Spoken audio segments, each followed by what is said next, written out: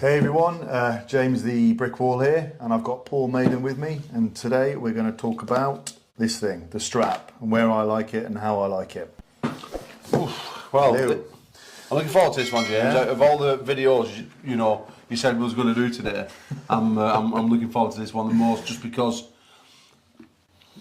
it's very difficult for me as a top roller to sometimes escape a hooker. Okay. So I'm actually looking forward to the tips you're going to show me to see if I can pick anything up to possibly get away from you. Yeah, right. Okay. Well, the first thing a top roller tends to do with me when they put their elbow down and we're sort of set up like this is they sort of arch their hand like this. They're fighting away. They're going away from the wrist, and 9 times out of 10, they can get away with it as long as the webbing's level, as long as you're not putting any pressure on. You can actually get away with that. And there's been so many times where I've let that go and then I've just been destroyed, especially on the left. I don't know if you remember Ryan Bowen, that match. Yeah. That I think, honestly, I lost that because of the trickery in this. So I learned my lesson from this. Sorry, was Ryan Bowen doing all that, was he? Yeah, he was getting away with a lot of this as well, coming back and blocking the grip. But it was more the fact that he had a huge gap here, and I just put it anywhere, put the strap anywhere, not really knowing what I liked. So one thing I will say for a hooker is, shall we put you with a buckle? So absolutely, yeah. One thing I will say just before you put it on, as you're putting it on, because the ref will be doing that, is if they're doing this, if they're doing that, if the top roller's away, you go in with them as well. So you always still have that connection on the wrist, even in a strap. So if you pull away, then you set up like that. You go in as well.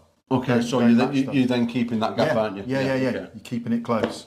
All right. Instead of going away with them. If I'm putting this, are you wanting it high, low, or is there anywhere particular? I always want it fairly low, about there. But you're allowed 2 fingers in general, aren't you? Yeah. Okay. Is there anything special that you're doing at this minute, or just keeping that angle? Okay. Just keeping the angle, making sure, because they'll still be putting the pressure on now. Most top rollers will be doing this. They'll still be fighting, trying to find a gap. So just follow with them, just connect onto them wherever they are. And the ref will be pushing it, but it doesn't matter wherever you go, just make sure you've got wrist contact still. Okay. Right then. That's, and generally at that point, a top roller might complain about that. He's carving in, but that's because they're doing that, and the ref will just see that they're both doing something. At this point now, so before I put down the buckle, this is important. Go on then, explain this. Well, this is important because I always ask the ref, generally, because a lot of the time as well in a strap, you'll be in a ref's grip. Yeah. Now, I don't post like this, but what a lot of refs do is to get the webbing straight, they'll flatten the fingers, which I just hate, and I don't know how they get away with it, because why would you set up like that? That is for a pistol grip top roller. So it's always important to argue it out with the ref and say, you're going to set me up as a pistol top roller. I don't wrestle like that. My fingers need to be high. My webbing can still stay the same. That's what they're looking for. That's the fair bit. But these fingers have to go up to a degree, because doing that as a hooker is going to be an absolute nightmare. You're going to lose the match. Yeah. So post, so get these fingers high as you can, but obviously you'll have to keep this webbing fair.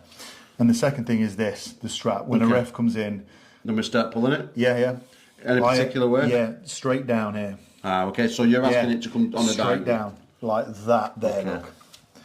Like that. Oh yeah, that connects that part of my hand there. Never. Yeah. If a ref does that, if you allow the pistol grip, and then the ref pulls it straight down, I wouldn't even let it go. I'd take it off. I'm going to just jump in here. The difference that I'm feeling through my hand now, from you having that to you having it straight down is astronomical. Yeah. Literally, I feel if we was to close our hands, I've already beaten you. My hand is like I'm literally into the segs of your hand, and I'm literally into the segs. Yeah. Whereas when you put that down there, and keep obviously fingers high like that. That's better. You literally shut me completely. Yeah. Now I feel dominated in the rotation. Yeah. No, I feel dominated in the rotation department. I think we're going to have to just put this on. Sorry about this, guys. That is the most important thing for me, to be honest. That strap, when a ref does that, to tell them not to pull it straight down here in line with the knuckles. It's always straight down. Yeah, like that. I feel a massive difference straight away. Yeah. So, okay, so we've tightened the strap. What's the next protocol? So if it's not a ref's grip, then again, a top roller will probably, a lot of them will be trying to block the grip slightly by putting their thumb, closing in slightly. And do you feel that makes a difference when people get that, James? I mean, I'm a top roller, and personally, I don't try and block a grip. I find that the top rollers that have all of this trickery are doing it for a reason. They're not strong enough. There's something that they're not good enough at, so they're coming out with. And I do find that the top rollers that block the grip are probably not the best pullers. I don't know what it is, but I find that's just a really obvious thing. So it's like me starting like that, I don't feel like, even from there, I'm blocking the grip though, yeah, or attempting to block the grip, yeah. right? When I'm doing that, I'll be completely honest with you. I don't really feel as though, once you re-gripped. Yeah, exactly, because I wouldn't. Yeah, you wouldn't go that, yeah. So I feel like I can get something, but not much. I would feel so much better by coming deeper with my grip. Yeah. Taking it and then bringing it back. Even though I'm giving you more circumference on my hand. Yeah. I feel more solid, Exactly. Yeah. Now, and some top rollers obviously will go pistol against me, but I find that most top rollers that pistol grip, they're leading me into something. Okay. And I think in the early days, I jumped into that. Well, like Kieran Morrison type arm wrestler. Yeah, perfect, yeah. Now, you've got to be seriously strong to be able to stop a pistol gripper by hooking them. You've got to have serious down pressure. And now, if someone's really obviously pistol gripping, this is the other importance of working your back pressure and rise as a hooker, is so when they're doing that, the amount of times I've done it this year where they've pistol gripped me and I've loaded back like this, I can see their face just drop. Whereas before, I didn't have the rise and the hand, and I still at that point wouldn't they'd be able to top roll me there because I didn't have any of that. You'd still be able to beat me from there, and I'd still be just relying on, that coming in, and you can't do it. And there's only, and when you think about it, there's not many arm wrestlers where that's their ace move. Kieran does it a bit, but it's people like Dobrin, isn't it? He's a master at that. Yeah. But Plamen, he's not. He posts. Yanis does something similar, but I've noticed with Yanis, he tends to do more, just a little bit. Yeah. And then on the ready go, he throws it on, doesn't he? Yeah. David Bradford, for example, when he's setting up, he's not always pistoling completely. He's sort of in between, and he moves. So when he's setting up, he puts his wrist back normally slightly, but he's moving up and down. So you just got to sort of go with him. It's almost like he's tricking you into it. So by saying he kicks his back, he puts his wrist back a little bit. What do you mean? He's almost giving you something? Yeah, he's almost giving his wrist a little bit. So again, that might be like leading you into more of a top roll, like he's making himself vulnerable. But I don't think he is, because I think he's really, really strong there. But it's more about his riser. So he's almost baiting you, is he? Into attacking in top rolls so he can swing off you. Yeah. And I think he'll drop. He tends to drop down, drop his knuckle down into a pistol when he knows he's convinced you're going to be doing this. Yeah, okay. Because then all he's got to do is that. Because Bradford, he's won the match, hasn't he? When he's like this. Yeah. If you're trying to hook him.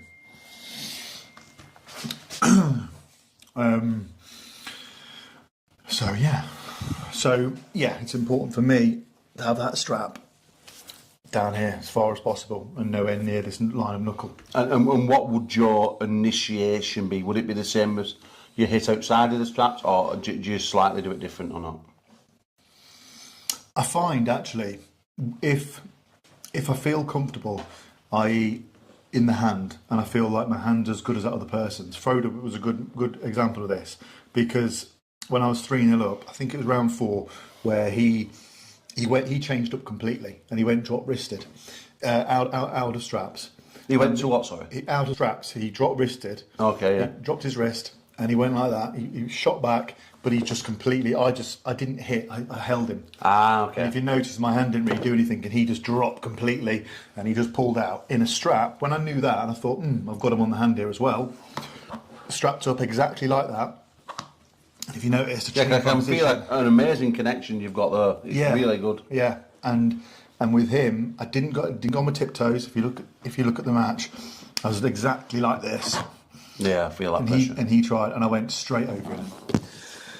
Alright, so he dropped his wrist. So instead of pulling against the fingers, giving him the leverage he wanted to, he didn't change up. You just literally wrist curled him straight down and turned him under. Yeah. He basically didn't change up in the strap, so I felt like I had all that side pressure hit as well.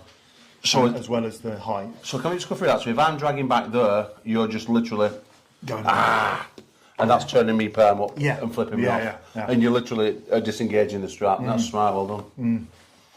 Yeah. So that's where I like the strap, everyone. So thanks very much.